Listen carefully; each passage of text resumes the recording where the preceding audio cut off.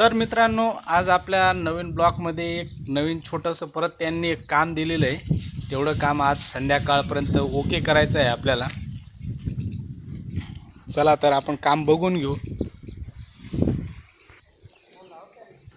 नमस्कार मित्रांनो, मागच्या ब्लॉकमध्ये आपण इथं पत्रे मारलेले आहेत, जे आपल्या कॅमेरामध्ये दिसत आहेत. इथं आज आपल्याला त्यालाच खेटून इथून असे आपल्याला पत्रे मारायचे. आज